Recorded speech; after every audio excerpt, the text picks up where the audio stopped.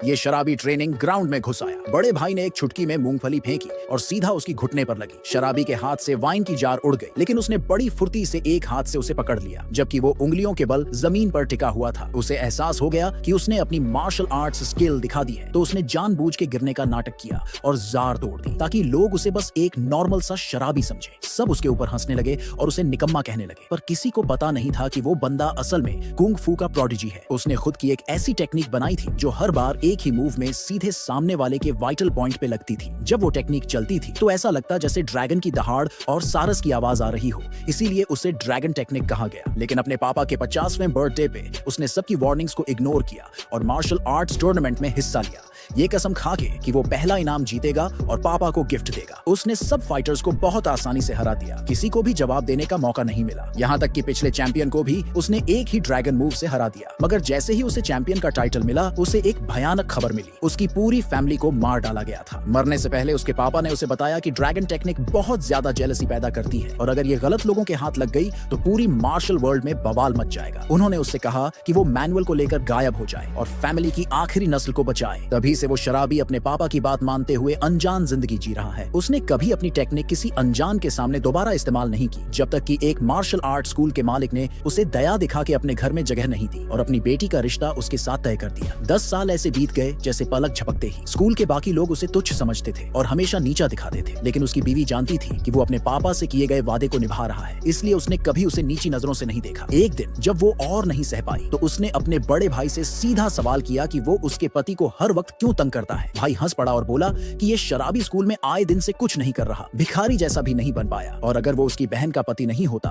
तो कब का उसे बाहर निकाल दिया गया होता। लेकिन उसकी बात पूरी होने से पहले ही स्कूल के मेन गेट पर जोरदार धमाका हुआ। वो दुश्मन आ गया था जो सालों से इस स्कूल को चुपचाप दबाव में रखे हुए था। सब कुछ इसलिए क्योंकि लड़की ने कभी उससे शादी करने से मना कर दिया था और उस शराबी को चुन लिया था। अब वो आया था सब कुछ छीनने, जो भी उस फैमिली के पास था। ये सुनकर बड़ा भाई गुस्से में फट पड़ा और तुरंत चैलेंज एक्सेप्ट कर लिया। दुश्मन ने फिर 3 अगरबत्तियां निकाली और जमीन में गाड़ दी। बड़े घमंड से बोला कि जब तक ये पूरी जलेंगी तब तक वो स्कूल के हर एक मेंबर को हरा देगा। डिसिपल्स को ये इंसल्ट लगा और सबसे पहले ब्लैक कपड़ों में एक शिष्य आगे आया। बिना कुछ बोले उसने सामने वाले पर अटैक कर दिया। वहां मौजूद सब लोग उसकी हिम्मत देखकर एक्साइटेड हो गए और सोचने लगे कि अब बदला मिलेगा, लेकिन कोने में खड़ा वो शराबी धीरे धीरे सिर हिलाकर ना में इशारा कर रहा था।